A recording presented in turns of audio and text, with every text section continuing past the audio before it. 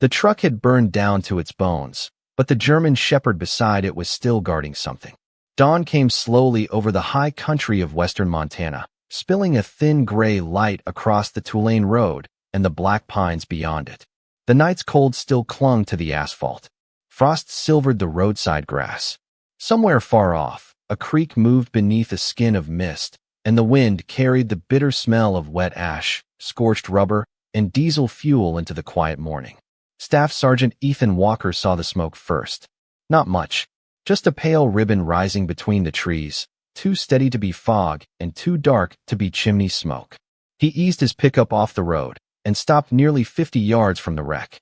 For a few seconds, he remained behind the wheel, one hand resting on the keys, listening to the engine tick beneath the hood. Ethan had learned long ago that silence was rarely empty.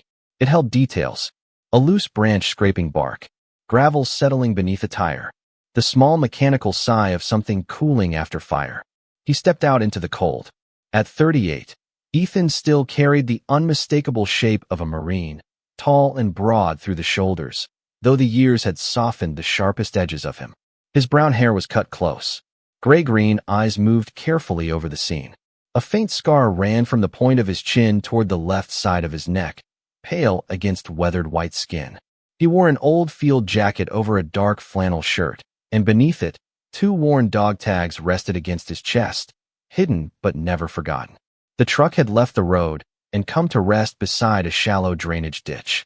Most of the cab was darkened by smoke, the windows clouded and cracked from heat. The cargo box stood at a slight angle, its rear doors closed, its metal sides streaked with soot. There were no flames now, only thin smoke slipping from the seams like the final breath of a bad dream. Then Ethan saw the dog. A German shepherd sat beside the rear wheel, perfectly still. He was large, maybe 6 years old, with a sable coat dark along the spine and lighter around the chest. Ash dusted his fur.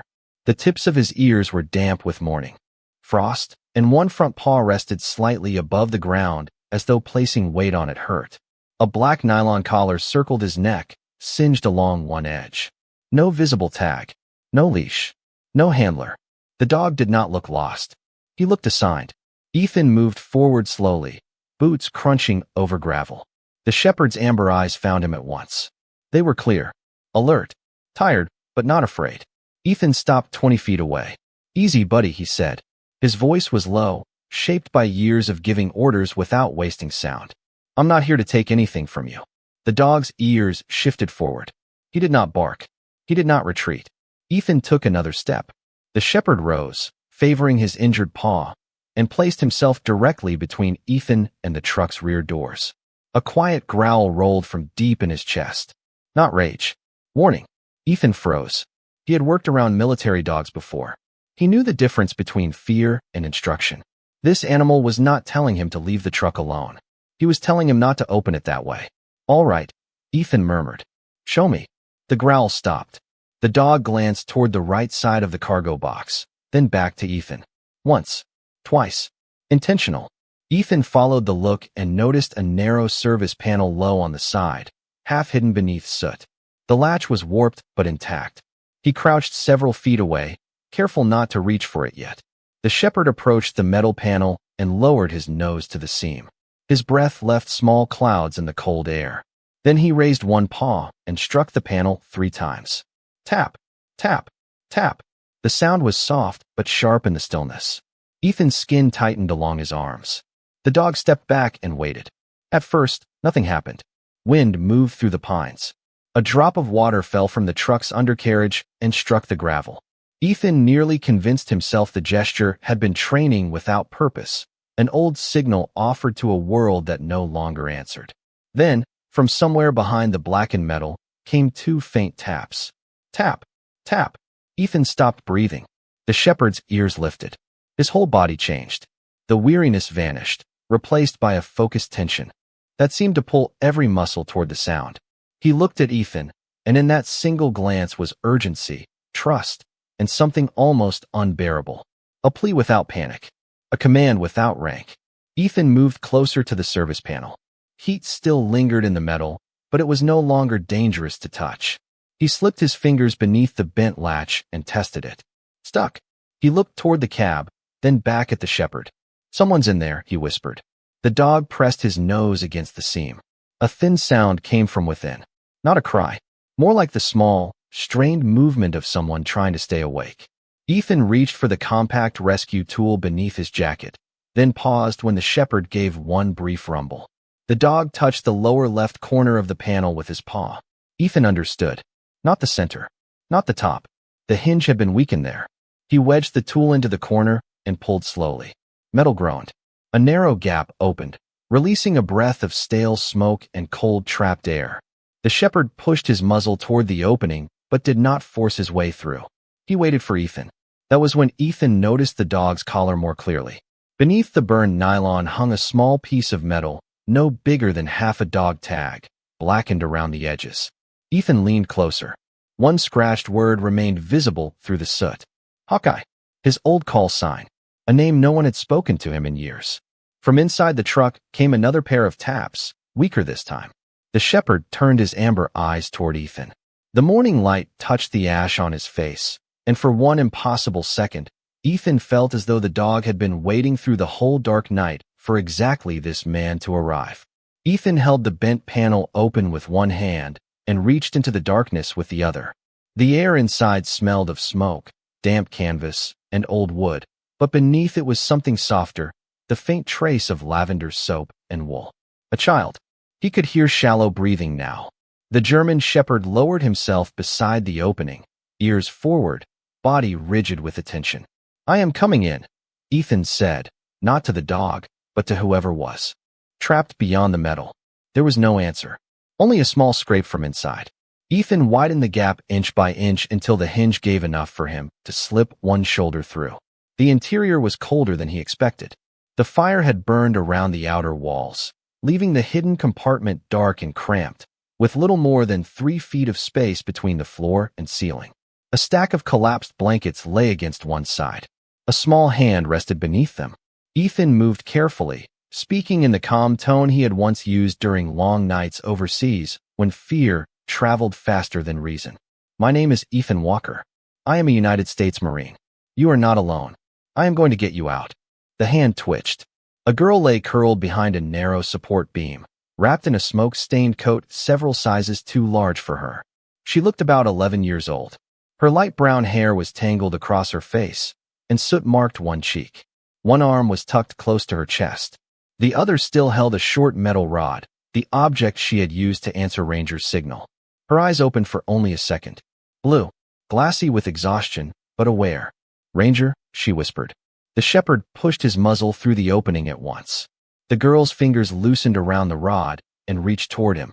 Ranger made a soft sound deep in his throat, almost like relief. "He is right here," Ethan said. He stayed. The girl closed her eyes again. Ethan shifted closer and checked the space around her. No sharp debris pinned her. No heavy object blocked the path. He placed one hand beneath her shoulders and the other beneath her knees. "This may feel uncomfortable, but I will move slowly." She gave the smallest nod. As he lifted her, something slipped from beneath her collar and caught the thin morning light entering through the gap. A piece of metal. Another half-dog tag. Ethan saw only a few letters before it disappeared against her coat, but his pulse changed. He did not stop. Questions could wait. Breathing could not.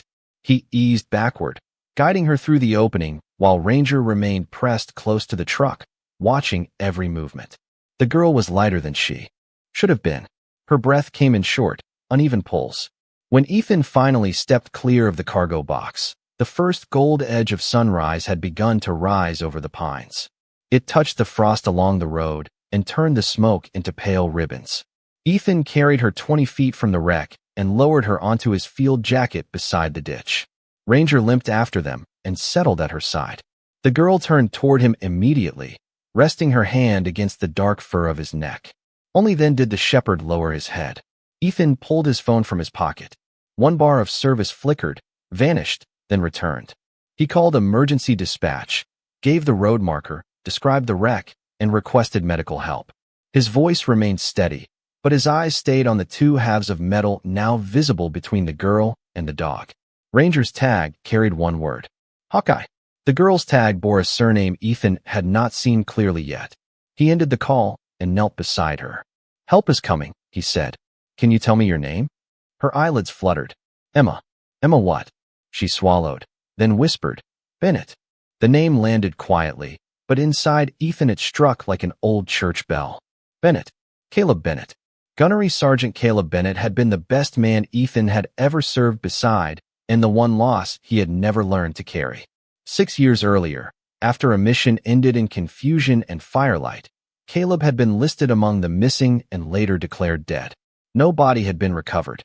No final words had been given. Only a folded flag, a sealed report, and silence. Ethan looked down at Emma. Who is your father? The girl did not answer. Her breathing tightened, and Ranger lifted his head, watching Ethan with sudden caution. Ethan softened his voice. You are safe. I promise. Emma opened her eyes again and studied his face. Not his jacket. Not the dog tags beneath it. His face. Her gaze moved slowly to the pale scar beneath his chin. She raised trembling fingers and touched the edge of it.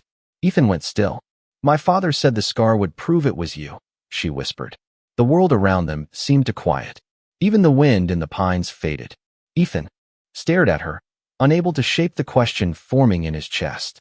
Emma's hand slipped from his face and closed around the metal at her neck. She pulled it free. Half a dog tag, blackened around the rim, matched the broken edge hanging from Ranger's collar. On Emma's piece, beneath the soot, the name was clear. Caleb Bennett. Ethan felt the cold morning enter his lungs. Where is he? He asked.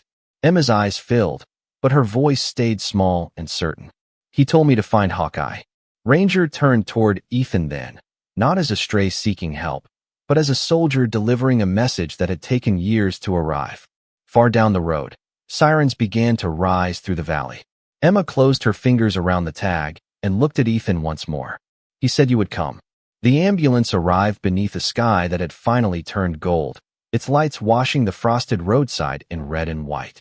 2 paramedics moved quickly but gently, wrapping Emma in a warm blanket before lifting her onto a stretcher. Ranger rose at once and tried to follow. His injured paw touched the ground, then lifted again, but he did not stop. Ethan placed a hand against the shepherd's chest. They are taking her somewhere safe, he said. Ranger looked through him, toward the open ambulance doors.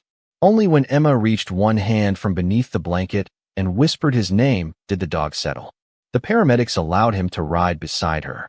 Ethan followed in his pickup, the burned truck shrinking in the rearview mirror until the smoke blended with the morning mist. The nearest hospital stood 20 miles away in a small valley town called Pine Ridge, a place of brick storefronts, white church steeples, and streets still quiet before breakfast. By the time Ethan entered the emergency wing, Emma had been placed in a private room for observation. Ranger lay outside the door, his body curved toward it, nose resting between his paws. A veterinary technician from the county shelter cleaned the soot from his coat and wrapped the injured paw, but the shepherd barely noticed. His attention stayed fixed on the girl beyond the wall. Ethan stood near the window at the end of the hall, Caleb Bennett's name, repeating in his mind. 6 years of silence. 6 years of accepting an official ending that had never felt complete.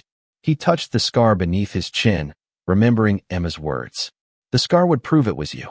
Behind him, steady footsteps crossed the polished floor. Sheriff Claire Dawson introduced herself in a calm voice. She was in her early 40s, with sandy blonde hair pulled back beneath a brown campaign hat and the patient eyes of someone who listened before deciding what to believe. She carried a notebook, though she did not open it immediately. You were the first person at the scene? She asked. Yes. Did you see another vehicle? No. Anyone leaving the area? No. Claire glanced toward Ranger. And the dog led you to the hidden compartment? Ethan nodded. He knew where she was. He also knew how to open the right section without putting her at risk. That made Claire pause. That sounds like training. It was. Ethan looked at the half tag hanging from Ranger's collar. Military or law enforcement, possibly both. Claire finally opened the notebook. The trucking company has already contacted us. They say the vehicle was carrying donated winter supplies to a veterans shelter near Helena. Their records show one driver. No passengers. Emma was not listed? No. Then their records are wrong. Claire studied him. Or incomplete. Before Ethan could respond, the elevator doors opened and a man stepped into the hallway carrying a vase of white lilies. He was tall, silver-haired, and dressed in a dark wool coat that looked too clean for the early hour. His face held the practiced concern of someone accustomed to speaking at fundraisers and public meetings. A gold pin on his lapel bore the logo of Harlan Regional Transport. "Sheriff Dawson," he said warmly. "I came as soon as I heard." Claire's expression did not change. "Mr. Grant Harlan." Harlan set the flowers on a side table and looked toward Emma's door. "Terrible business. Absolutely terrible. Is the child awake?" Ranger lifted his head. The movement was small, but Ethan saw the change travel through him. His ears angled forward. His shoulders tightened. Harlan took one step toward the room. Ranger stood. No bark. No sudden motion. He simply placed himself across the doorway. Harlan stopped and gave a careful smile. "Protective animal. He has been calm with everyone else," Ethan said. Harlan turned toward him. His eyes were pale blue and unreadable. "You must be the Marine who found her." "Grant Harlan. That truck belongs to my company. I want you to know we will cover every medical expense. Whatever the girl needs." Ethan did not take the offered hand. "Do you know who she is?" "I am afraid I do not." "Do you know Caleb Bennett?" For the first time, something flickered behind Harlan's polished expression. It was gone almost immediately. "The name does not sound familiar." Ranger's chest released a low, controlled rumble. Harlan looked down at him. Not frightened. Recognizing. Claire noticed it too. "You have met this dog before," she said. Harlan straightened. "Sheriff, I own a regional transport company. I see dozens of dogs at depots, farms, and warehouses. I could not possibly remember one." Ranger did not move. Harlan adjusted his sleeve, and the shepherd's nose lifted toward the faint scent carried from the wool coat. "Diesel. Cedar soap. Smoke." Emma stirred behind the door and murmured something too soft to understand. Harlan's gaze shifted toward the sound. Ranger stepped closer, blocking the narrow window as well. Ethan watched the man, then the dog, and understood that Ranger was not guarding Emma from the hallway. He was guarding her from one specific person. Claire closed her notebook. "Mr. Harlan, I will need your complete shipment records and the name of every employee assigned to that vehicle." Harlan smiled again, but there was no warmth in it now. "Of course." He turned toward the elevator. As the doors closed, Emma's voice came faintly from inside the room. That was him. Ethan looked at Claire. Ranger remained standing between the girl and the empty hallway, his eyes fixed on the place where Grant Harlan had disappeared. Emma's words barely rose above the hum of the hospital air vent, but they changed the room. That was him.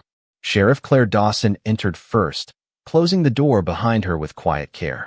Ethan followed, while Ranger remained near the threshold, his body angled toward the hallway.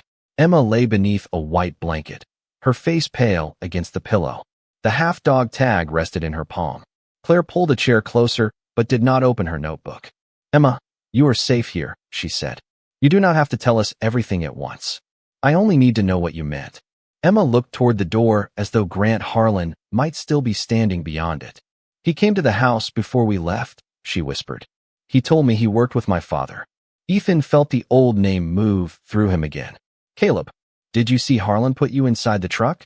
Claire asked. Emma shook her head. "I remember his voice. Then Ranger woke me up in the dark." Her fingers tightened around the metal tag. There was smoke. "Someone told me to stay quiet." "Who?" Ethan asked. Emma's eyes closed with effort. "I do not know." A nurse entered before Claire could ask more. Emma needed rest, warmth, and time. Claire agreed, but her gaze had sharpened. She stepped into the hallway with Ethan. "Harlan says he does not know her," she said. "Emma says he came to her house. One of them is lying. She is 11 years old and just survived a fire. Memory can break into pieces under fear." Ethan glanced toward Ranger. "Dogs do not invent scent." Claire looked at the shepherd, then toward the elevator. "I have deputies securing the truck. I am requesting a fire investigator from Helena. I need to see the scene again." "That is not your decision." Ranger rose and walked toward the exit. He stopped at the corner, turned, and looked back. Ethan said nothing. Claire watched the dog for several seconds, then exhaled. "You stay outside the marked area. You touch nothing unless I tell you." By late morning, the frost had melted from the roadside, leaving the grass wet and flattened beneath a colorless sky. The wreck stood silent beside the ditch, surrounded by yellow tape. The smoke was gone, but the smell remained, bitter and heavy in the cold air. Claire spoke with the deputies while Ethan waited near his pickup. Ranger sat beside him, his bandaged paw held slightly above the gravel. For several minutes, he studied the truck without moving. Then his nose lifted. A breeze passed through the pines, carrying soot, damp earth, and something else. Ranger stepped forward. Ethan followed along the outer edge of the secured area. The shepherd ignored the cab and the hidden compartment where Emma had been found. He moved toward the rear of the truck, circled once, then stopped near a patch of blackened grass. He lowered his head and began scraping gently at the wet ash. "Ranger," Ethan said. The dog continued. Claire noticed and approached. "What did he find?" "I do not know yet." Ranger uncovered the corner of a small object pressed into the mud. Claire pulled on a pair of gloves and crouched beside him. She lifted it carefully. It was a photograph, curled from heat and darkened along two edges. Most of the image had survived. A younger Caleb Bennett stood beneath a summer sky, one hand resting on Ranger's shoulders. Beside him was a woman with light brown hair, holding a little girl who could not have been more than 4. Emma. Ethan recognized her eyes at once. Then he saw the man standing several feet behind them. Himself. Younger. Clean uniform. The scar beneath his chin already visible. He stared at the picture. "I was never there." Claire looked from the photograph to him. "You are certain?" "I would remember meeting Caleb's family." Ranger sat beside the image, his amber eyes fixed on Ethan. Claire turned the photograph over. A message had been written across the back in faded black ink. "If anything happens to me, find Hawkeye." Ethan read it twice. The words felt familiar, but the shape of them did not. Caleb wrote in narrow block letters, each line straight and disciplined. This handwriting curved softly, with a long tail beneath the final word. "Caleb did not write this," Ethan said. Claire studied the message. "Then who did?" Ranger lowered his nose to the burned edge of the photograph and released a quiet breath. Ethan looked again at the woman beside Caleb. He had seen her face before, though not in person. A framed picture had once rested inside Caleb's footlocker overseas. His wife, Rachel Bennett. Ethan remembered Caleb speaking of her voice, her patience, the way she could tell when he was hiding worry before he said a word. Rachel had written the message. The photograph had not been left for Emma by accident. Someone had placed it where fire might damage it, but not destroy it. Someone had known Ranger would search the ashes. Ethan raised his eyes toward the road disappearing between the pines. Emma had been told to find him. Ranger had carried half of Caleb's tag. Rachel had written instructions on a photograph Ethan did not remember taking. None of it began with the burned truck. It had begun years earlier, inside a promise made without him, and someone had just risked everything to make sure that promise reached Hawkeye. By the time Ethan and Claire returned to Pine Ridge Hospital, the afternoon light had turned soft and amber against the windows. The hallway smelled of coffee, antiseptic, and rain carried in on coats. Ranger walked between them, slower now. The bandage around his paw darkened slightly from the wet roadside. He did not hesitate at Emma's door. He placed himself beside it and waited until the nurse stepped aside. Emma was awake. Color had returned to her face, though exhaustion still rested beneath her eyes. A cup of broth sat untouched on the table. The half-dog tag lay beside it, cleaned enough for Caleb Bennett's name to shine through the soot. Ethan placed the burned photograph on the blanket near her knees. Emma stared at it for a long time. Her fingers moved first to her mother's face, then to Caleb, then to the younger image of Ethan standing behind them. "Mom made that," she said. Ethan pulled a chair closer. "Made it?" Emma nodded. "She used an old picture of you from Dad's unit and added you to ours. She said I needed to know your face." Claire remained near the window, quiet and still. "Why?" Ethan asked. Emma looked toward Ranger before answering. "Because Dad said you were the only person who would believe him." The words carried no accusation, yet Ethan felt them settle heavily inside him. "Emma, I believed your father was gone 6 years ago." She lowered her eyes. "He was not." Ethan's breath caught, but before hope could rise, Emma continued. "He came home 2 years. After that, he looked different, thinner. His hair had gray in it. He did not use his real name outside the house." She touched Caleb's tag. "He said people had searched for him, and that staying dead was the only way to keep us safe." Ethan leaned forward. "Where is he now?" Emma's mouth trembled. Ranger raised his head and rested his muzzle against the edge of the bed. She placed one hand on him. "Dad died 2 years ago." The room became painfully quiet. Outside, tires whispered across wet pavement. Somewhere down the hall, a cart rolled over a seam in the floor. Ethan looked at the dog, at the animal who had waited beside a burned truck as though duty had no ending. How? He asked softly. His heart was damaged from the years he spent hiding and being sick. He knew it was getting worse. Emma rubbed the shepherd's ear between her fingers. Before he died, he gave Ranger to me. He said Ranger remembered everything, even the things people wanted forgotten. Ethan turned his face toward the window. For one brief second he saw Caleb as he had been, laughing beneath a desert sun, one hand shielding his eyes, promising to buy the first round when they made it home. Ethan had spent 6 years mourning a man who had survived, and now learned of his second death from the daughter he had never known existed. What did your father want me to believe? He asked. Emma looked at Claire, then back at Ethan. That the mission was not an accident. He found shipping records connected to Mr. Harlan.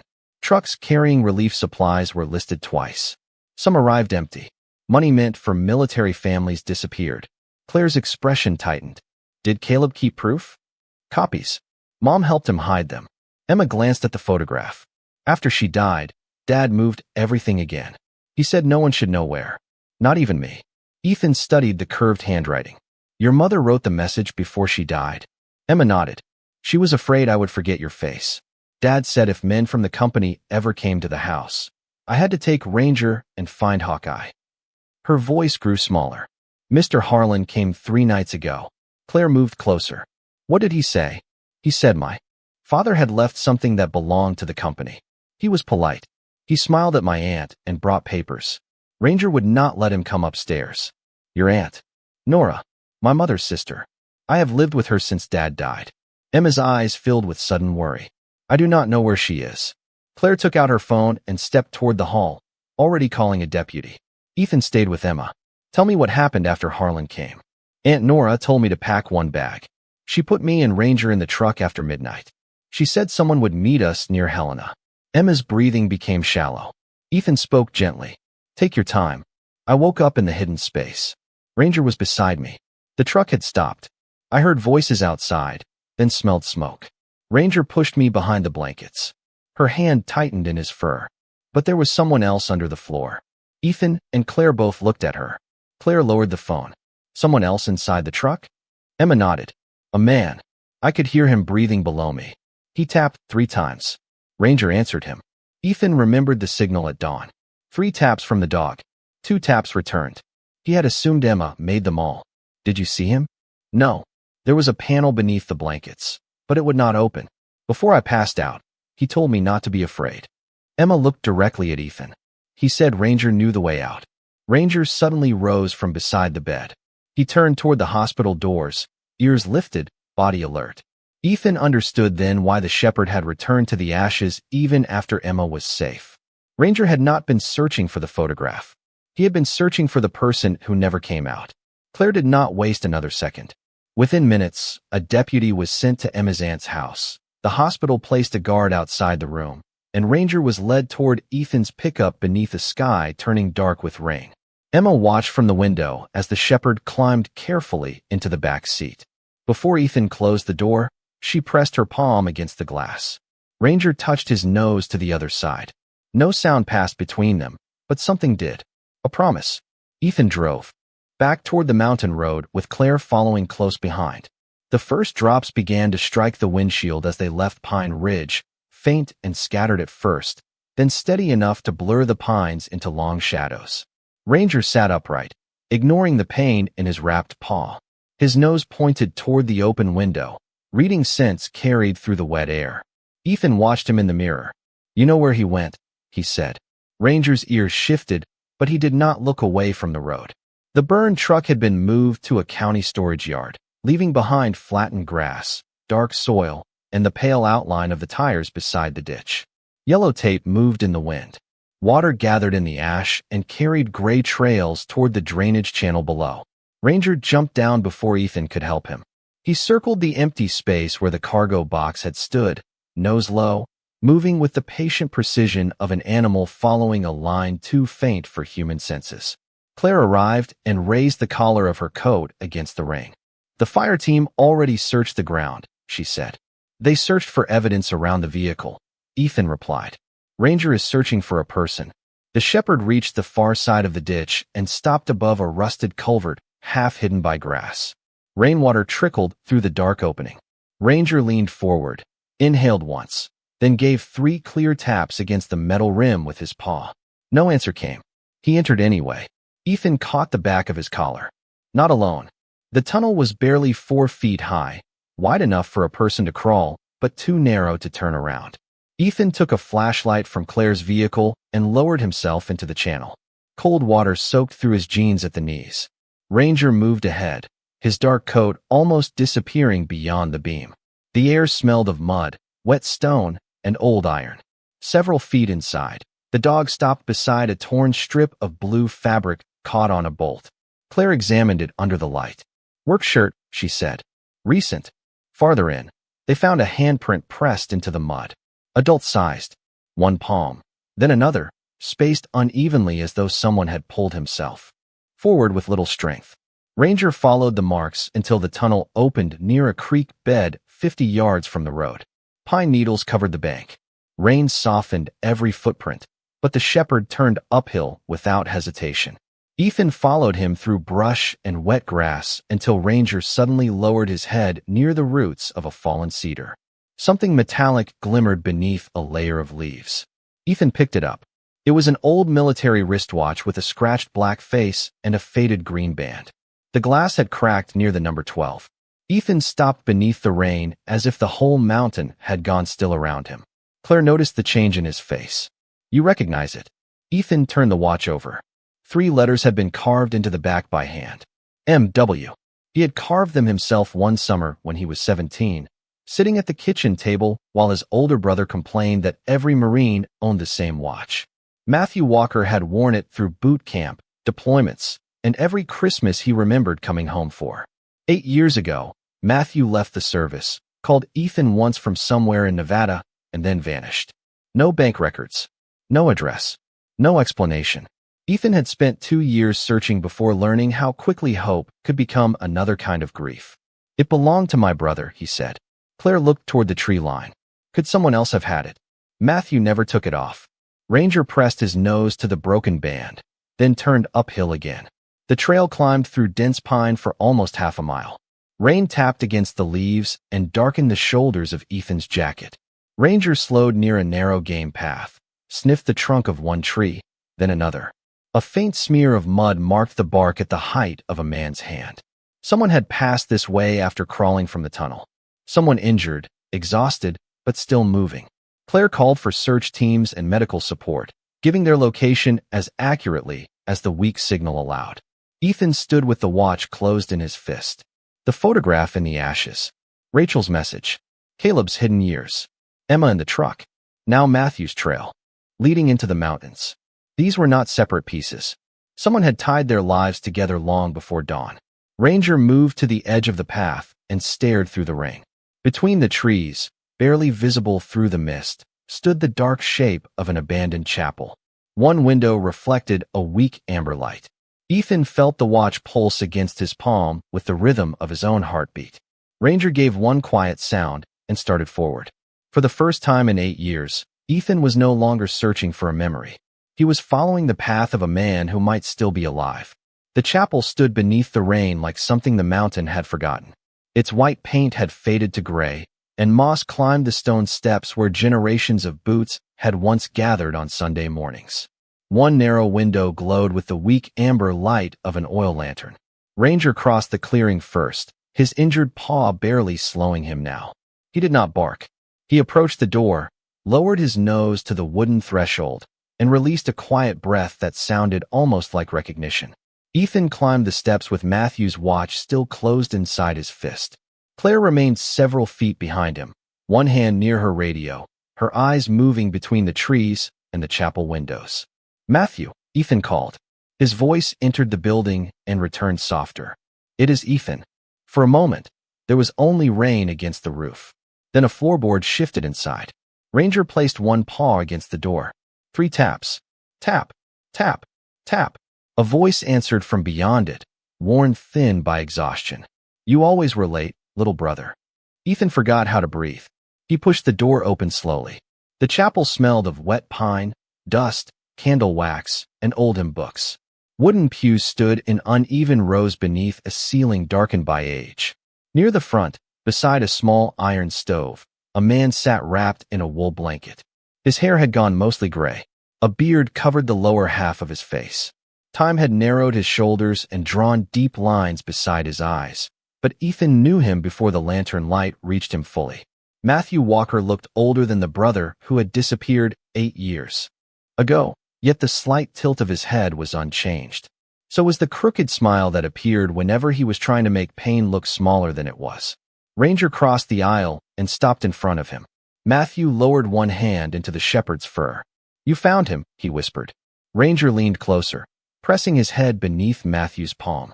Ethan took one step forward, then another. He had imagined this moment in 100 ways. Anger, questions, a door opening somewhere in Nevada, a telephone call in the middle of the night. He had never imagined rainwater dripping from his jacket onto the floor of an abandoned chapel while his brother sat beneath a wooden cross. "Why did you disappear?" Ethan asked. Matthew looked at the watch in his hand. "Because I found something I was not supposed to find." Claire entered and closed the door against the wind. Matthew's gaze moved to her badge. "You are Sheriff Dawson, and you are a man several agencies have listed as missing." That was the safest list to be on. Claire did not smile. "Start at the beginning." Matthew drew a slow breath. After leaving the Marines, he had taken an accounting position with Harlan Regional Transport. The company handled relief shipments for rural hospitals, veteran shelters, and military families across 3 states. At first, the work seemed ordinary. Then Matthew found invoices that appeared twice, fuel charges for trucks that never moved, and charitable grants redirected into private holding accounts.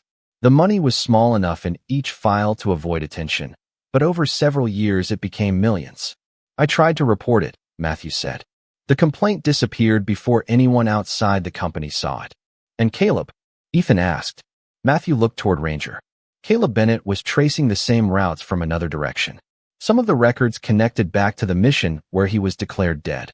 Harlan's people were using legitimate military contracts to hide false shipments. Caleb survived, but he knew the wrong person had access to the reports. So he stayed gone. Ethan felt the truth settle around him piece by piece. "You worked together. For years. Quietly." Caleb gathered route logs. "I followed the money. Rachel stored copies where no one would think to search." Matthew's voice softened. After Caleb died, Emma and Ranger became the last link. Rachel was already gone. Nora tried to keep Emma out of it, but Harlan learned that Caleb had left something behind. Claire stepped closer. "Where is the evidence now?" Matthew gave a tired smile. "Not in the truck." That was what Harlan believed. He reached beneath the blanket and removed a small brass key tied to a faded red cord. Caleb hid the final records inside a memorial fund account that can only be opened with 2 forms of authentication. One was the key, the other was Ranger. Ethan looked at the shepherd. The dog. His identification chip contains an encrypted number Caleb added through a military veterinarian he trusted. No Ranger, no files. Matthew rested his hand on the dog's neck. That is why Ranger stayed with Emma. He was never only protecting her. He was protecting the last door Caleb left closed. Claire's radio crackled faintly. A deputy reported that no one had found Nora at her home. Then another message followed. A dark sport utility vehicle had been seen leaving Pine Ridge and heading toward the old mountain road. Matthew lifted his eyes toward the window. The amber light reflected in them, but whatever warmth had been there disappeared. "Harlan knew I escaped the truck," he said. Outside, beyond the rain-washed glass, 2 headlights appeared between the trees and began moving slowly toward the chapel. Ranger rose from Matthew's side and turned toward the door. His body became still. Ethan opened his hand and looked down at the broken watch, then at the brother he had searched for, the dog who had carried a promise through smoke, and the quiet room where every hidden path had finally met. The headlights stopped at the edge of the clearing. An engine went silent. Ranger stepped in front of Ethan and waited.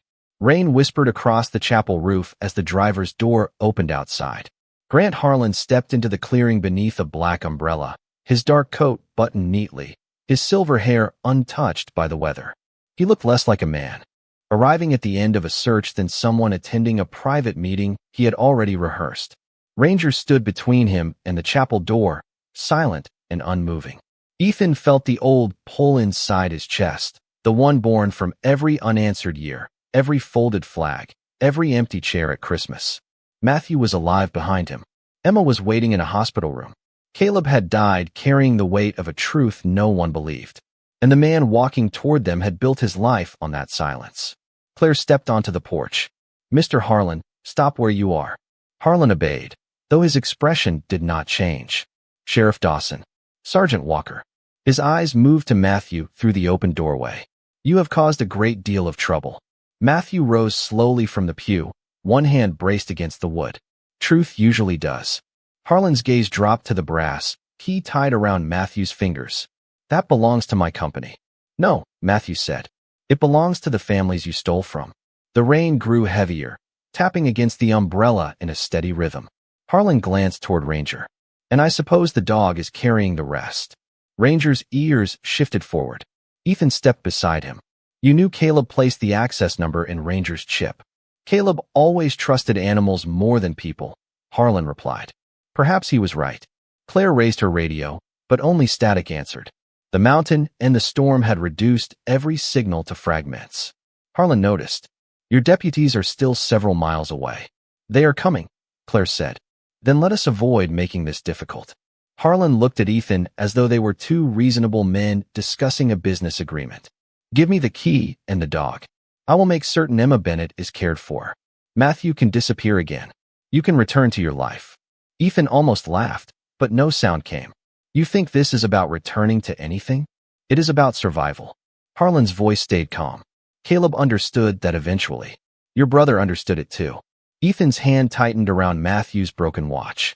For years, he had blamed distance, war, and bad luck for the losses around him.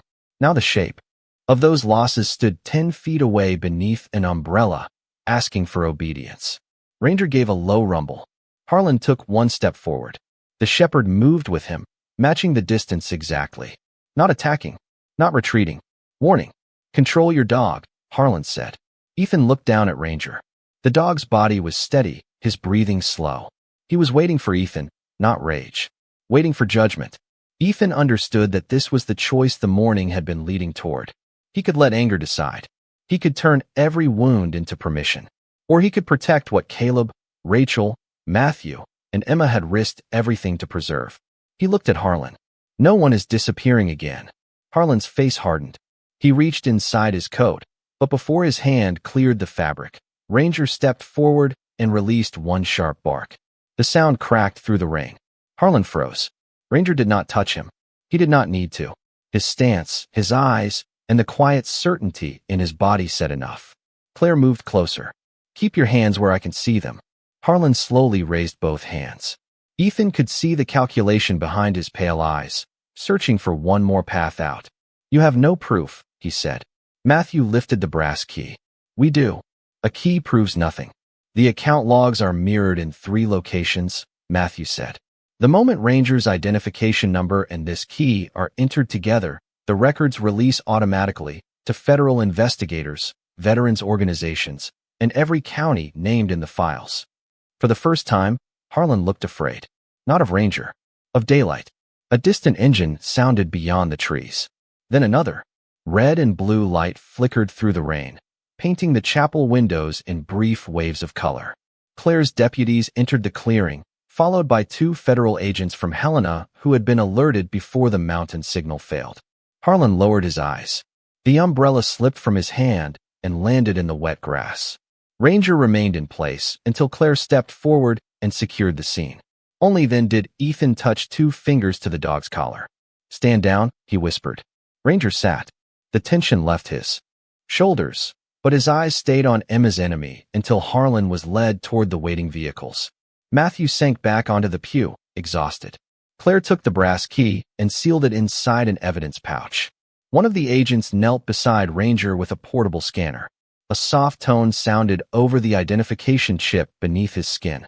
Numbers appeared on the screen. The final door opened. Ethan stood beneath the chapel eaves, watching rain wash mud from the steps. He had imagined justice as something loud, something that arrived with fury. Instead, it came quietly, carried in an old key, a faithful dog, and one man choosing mercy when anger would have been easier. Ranger leaned against Ethan's leg. Behind them, Matthew whispered, "Caleb would have trusted that choice." Ethan rested his hand between the shepherd's ears and looked toward the road leading back to Pine Ridge. Emma was waiting. This time, no one would make her face the truth alone. 3 months later, spring returned to the valley in quiet shades of green. Snow still rested on the highest ridges, but the roads were clear, the creeks ran full, and the morning air carried the clean scent of pine, wet earth, and wood smoke from distant chimneys. Ethan stood on the porch of a small house outside Pine Ridge, holding 2 pieces of metal beneath the sunlight. The halves of Caleb Bennett's dog tag had been cleaned, polished, and joined by a narrow silver clasp. The burn marks remained around the edges. Ethan had asked the jeweler not to remove them. Some scars were not damage. Some were proof that something had passed through fire and still kept its name. Behind him, the screen door opened. Emma stepped onto the porch wearing a blue sweater and carrying a bowl of water. She looked stronger now. The color had returned to her cheeks, and her light brown hair fell neatly across her shoulders. She set the bowl beside the steps, then looked toward the gravel drive. Ranger lay in a patch of morning sun near the fence, his injured paw fully healed. His sable coat had regained its dark shine, and the small tear in his left ear gave him the steady look of an old soldier who had stopped needing anyone to understand what he had seen. "He knows what you are holding," Emma said. Ethan glanced at the shepherd. Ranger's amber eyes were already fixed on the joined tag. "He usually does." Matthew came through the doorway carrying 3 cups of coffee and 1 mug of hot chocolate. He moved carefully, but each week brought more strength back into his shoulders. Therapy had given him more than medical care. It had given him mornings with a schedule, evenings with family, and the difficult permission to stop hiding.